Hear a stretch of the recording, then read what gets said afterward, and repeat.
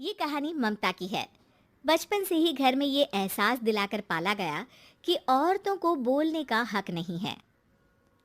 अरे ममता, जरा जल्दी जल्दी हाथ चलाओ। रोज ऑफिस में देर पहुंचता हूँ तुम्हारे कारण।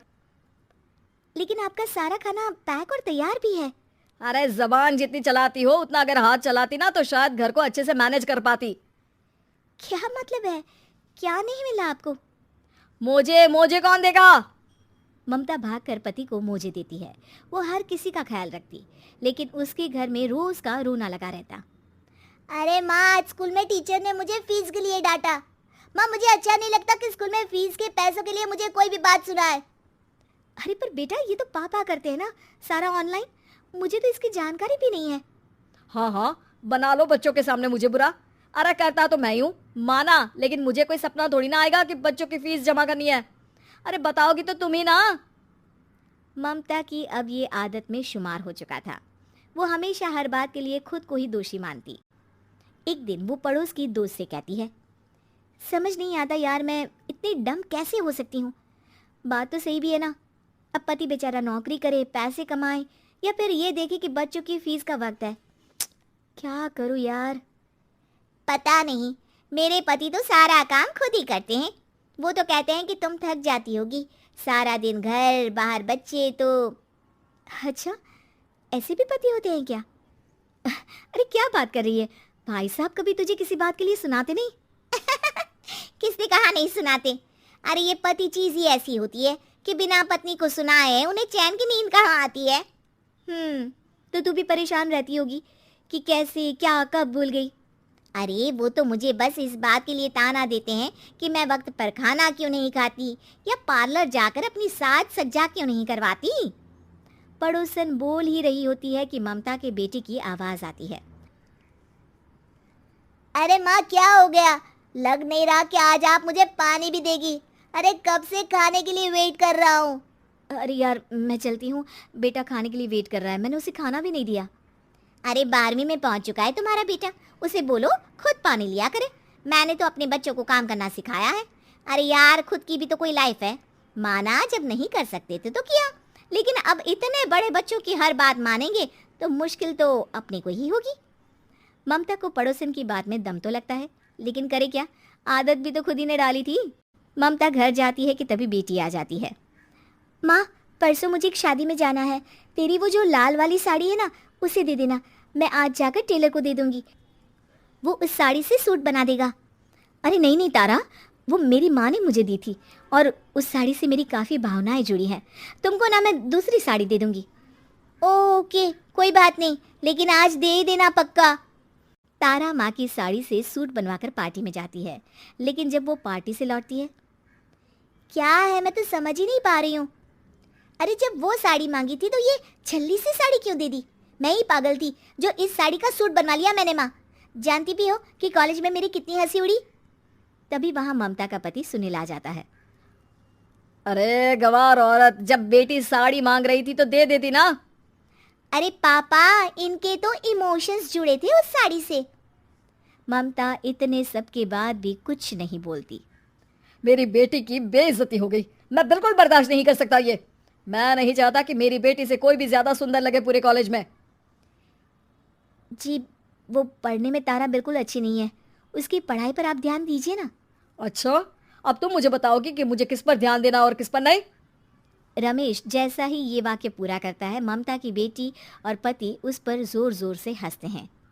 अरे ठीक है ना, पता ही नहीं चला कि कैसे वक्त इतना बीत गया। अरे कैसे पता चलेगा माँ, हम लोगों के पीछे जो तू बैताल की तरह चिपकी रहती थी, तुझे कैसे वक्त का पता चलता? ममता को पहले सास ससुर, फिर पति और बच्चों की तरफ से इस तरीके की बातें सुनकर उसका मन बहुत दुखी रहता था। एक दिन, सुनो ना, बहुत दिनों से कमर के नीचे बहुत दर्द रहता है। कल मैंने देखा तो एक फोड़ा था। अरे ममता, एक बार अपने पति से बात करो, वो तुम्हारा फोड़ा डॉक्टर को दिखा देंगे। अरे नहीं नहीं, वो तो गुस्सा हो जाएंगे। अरे क्यों गुस्सा हो जाएंगे? तुमको दर्द है। हाँ, लेकिन वो यही बोलेंगे कि ऑफिस जाऊं या फिर तुम्हें लेकर डॉक्टर के पास। तो बेटे से ही बात कर ले। अरे वो तो मैं कर लूं, लेकिन फोड़ा है ऐसी जगह कि उसे बताते मुझे शर्म आएगी। लेकिन कुछ ना कुछ तो करना ज़रूरी है ना। ऐसे कब तक फोड़े के दर्द से तड़पती रहेगी? अब तो सोच रही हूँ कि इनसे बात कर ही लूँ, वरना दर्द के मारे कहीं मर ना जाऊं। लेकिन शाम को, ममता, क्या किया तुमने आज?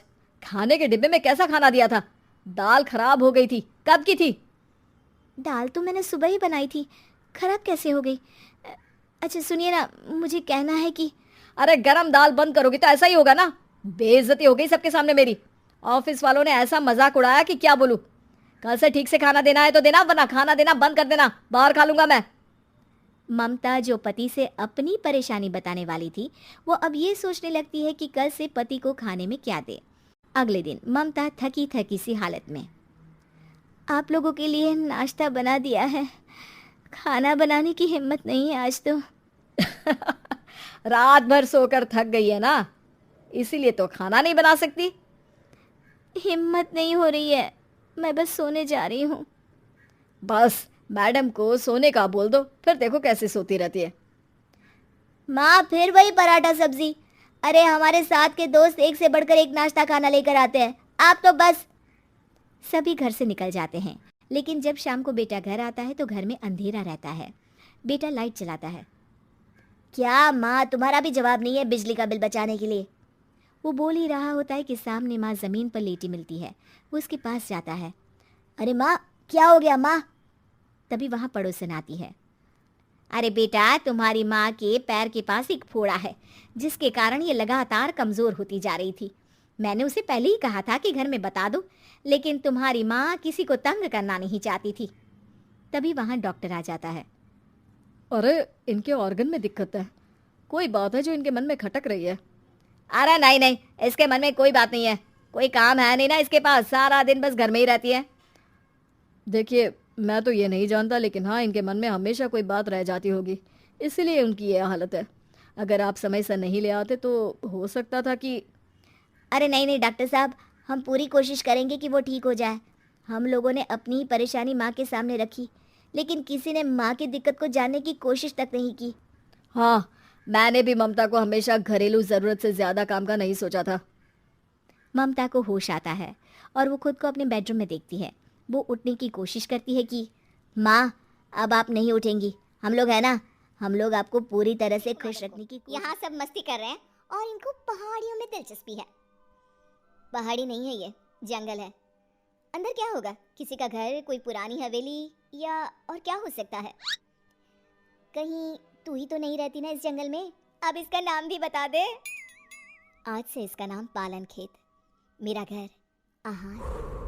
कालिंदी बचपन से ही रहस्यमय शक्तियों में मानती थी। जहाँ उसकी उम्र के लोग मॉल घुमा करते, उसे जंगल सन्नाटा अपनी ओर खींचता था।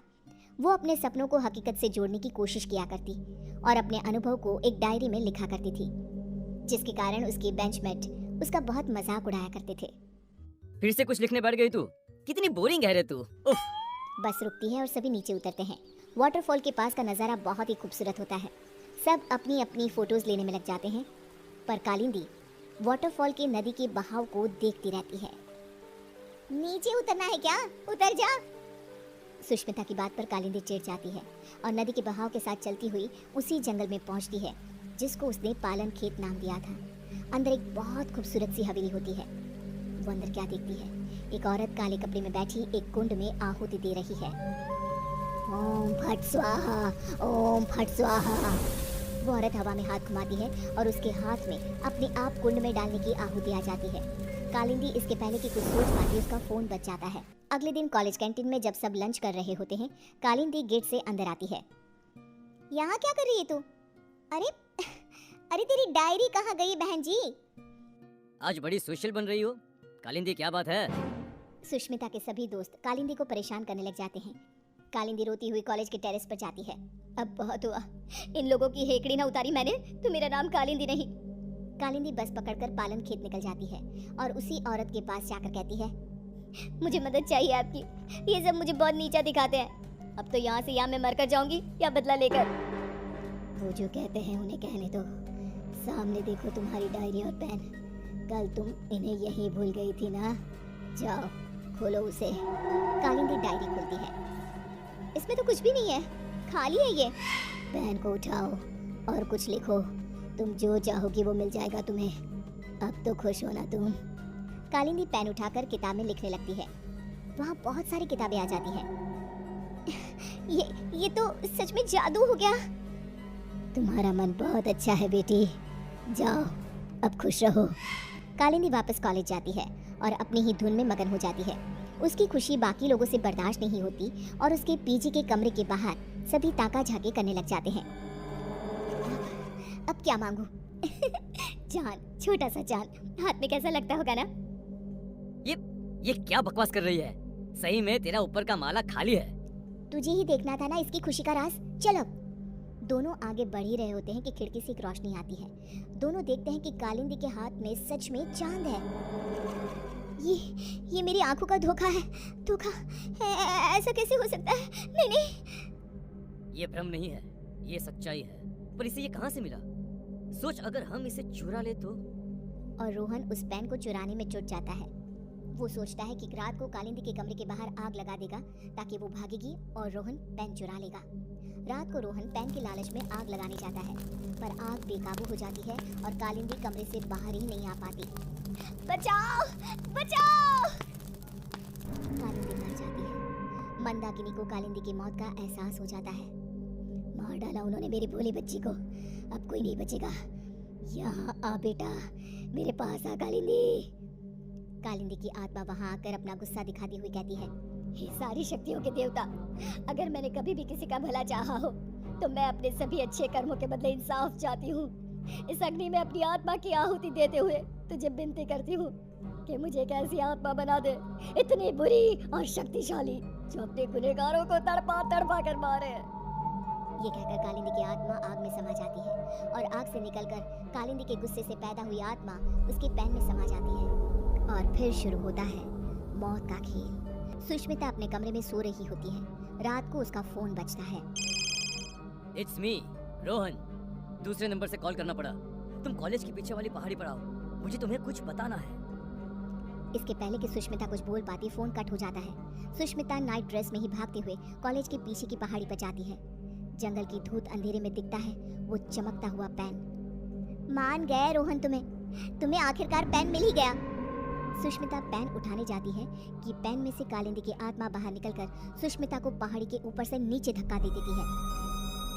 ये तो बस शुरुआत थी, सब मरोगे। और वही होता है, जिसने भी कालिंदी को दुख दिया था सब मर जाते हैं, पर आत्मा अब इतनी क्रूर हो चुकी थी कि वो रुकती ही नहीं। अब पेन और ज्यादा खून की प्यासी हो गई थी। एक दिन 16 साल का एक लड़का करण नदी के किनारे बैठा हुआ होता है। एक चमकती हुई पेन उसका ध्यान अपनी ओर खींच। फिलोसॉफी में पीएचडी कर रही थी। उसे किताबें पढ़ने का इतना शौक था कि वो किताबों और कहानियों में ही अपनी दुनिया ढूंढती थी। निकिता जब ग्रेजुएशन में थी तो उसने एक किताब पढ़ी थी, वर्ड्स नॉट सेड। तब से ही उसे उस राइटर से एक अटैचमेंट सी हो गई थी। उसने राइटर का नाम पता करने की बहुत कोशिश की, पर कुछ पता ही नहीं चला। एक दिन वो अपनी फ्रेंड से कहती है, कितने दिन हो गए, आज तक मैं उस राइटर के बारे में कुछ पता नहीं लगा सकी। आज तक तो वहीं अटकी पड़ी है, किताबों की दुनिया को वहीं तक छोड़ दे बहन, कुछ नहीं रखा उसमें। फिर तो तुझे कुछ पता ही नहीं। उनकी हर ईयर एक बुक आती ही है जिसकी सिर्फ 20 कॉपीज ही बनती है और मैं सारी कॉपीज खरीद लेती हूँ। चल तुझे दिखाती हूँ। निकिता प्रिया को स्टोर रूम में लेकर जाती है। रूम बिल्कुल ठंडा। प्रिया को ऐसा महसूस होता है जैसे वो यहाँ पहले आ चुकी है। कुछ अजीब सा महसूस हो रहा है, मानो मुझे कोई अपनी ओर खींच रहा हो। कमरे में चारों तरफ गुफ अंधेरा। अपने फोन की फ्लैशलाइट ऑन कर निकिता फोन को चारों तरफ घुमाती है। हर तरफ बस उस अज्ञात राइटर की ही किताबें थी। सारी बुक्स को यहाँ छिपा कर रखती हूँ मैं, मेरे अलावा यहाँ कोई भी आता नहीं, इसीलिए इस बात की घर पर किसी को भनक तक नहीं है। ऐसा क्या होता है उनकी किताबों में कि तू इतनी दीवानी हो गई है उस राइटर की। निकिता वहीं अपने पास के सेफ से एक बुक उठाती है।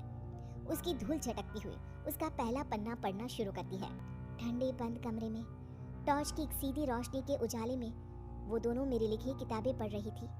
तभी उसकी सहेली को अपने कंधे पर किसी का हाथ महसूस होता है। ओह, ओह! क्या हुआ प्रिया, तू चीखी क्यों? मुझे ऐसा लगा किसी ने मेरे कंधे पर अपना हाथ रखा हो। निकिता रुक तो, मैं देखती हूँ। निकिता हर तरफ लाइट दिखाती है पर वहाँ पर कोई नहीं होता। देख तो, कहाँ कोई है यहाँ? छोड़, तू कहानी सुन। फिर उसे लगता है मानो एक भारी सा हाथ उसके सर को सहलाता है। क्या फालतू किताब है, बंद कर इसे, मैं घर जा रही हूँ। दोनों कमरे से बाहर आ जाते हैं। क्या हुआ यार, तू ऐसे अचानक बाहर क्यों आ गई? अरे कैसी किताब है यार प्रिया, तू जो कुछ भी पढ़ रही थी सब वैसा ही हो रहा था। अब समझ में आया तू खोई खोई सी क्यों रहने लगी है। एक मिनट, क्या वो राइटर मुझे भी जानता है? मेरे बारे में और क्या क्या लिखा है उसमें? दे मुझे वो किताब दे, मैं घर जा रही हूँ, वहीं पढ़ूंगी। मुझे जानना है कि फिर मेरे साथ क्या होगा। निकिता के लाख मना करने के बाद भी प्रिया एक बुक लेकर चली जाती है और उसी दिन से उसका नंबर ऑफ आने लगता है। अगली सुबह निकिता को अपने घर के गेट पर ही वही बुक एक एनवलप में रैप्ड मिलता है। एक हफ्ते तक प्रिया की कोई खबर नहीं मिलती। निकिता किताब का पन्ना पलटती है जहां प्रिया के गायब होने के बाद टू बी कंटिन्यूड लिखा था। अब मैं नेक्स्ट पार्ट का वेट नहीं कर सकती। प्रिया मेरे कारण ही गुमशुदा हुई है, पर मैं क्या करूं? निकिता एनवलप में आए बुक को खोलती है जिसमें एक एड्रेस होता है, एक ऐसी जगह जिसका नाम गूगल पर भी मौजूद नहीं था। पर निकिता बस पकड़कर निकल पड़ती है। पालन खेत, पालन खेत। ये तो वही जगह है। मंजिल ने राही को ढूंढ ही लिया। निकिता जैसे ही बस से उतरती है, बस गायब हो जाती है। लगता है ये बस मुझे यहाँ लाने के लिए ही आई थी। निकिता रोड से जंगल की ओर बढ़ती है। अंदर चलते हुए उसे एक खंडर दिखता है जिसके अंदर वो जाती है। अंदर उसे एक लड़का डायरी लिखते हुए दिखता है। अरे आ गई आप, आइए आइए। आप ही है वो राइटर? मुझे बताइए कहाँ है प्रिया? वहाँ देखो। निकिता देखती है कि दीवार पर प्रिया की तस्वीर लगी हुई है जिस पर हार चढ़ा हुआ है। प्रिया की फोटो के साथ वहाँ कई और लोगों की तस्वीरें भी थी। ये सब क्या है? मेरी कलम श्रापित है, मैं ना भी चाहूँ तो भी ये चलेगी। जिस किसी का जिक्र ये करती है उसे मार कर ही दम लेती है। ये सिलसिला शुरू हुआ था जब मैं 16 साल का था। एक नदी के किनारे मुझे ये पेन मिली। मैं इसे अपने कबर्ड में रख कर भूल गया। फिर एक दिन अचानक कबर्ड से लाल रोशनी आई। मैंने उसे खोला तो पेन चमक रही थी और इसने लिखी मौत की दास्तान। मेरा सब कुछ इसने छीन लिया, सब कुछ।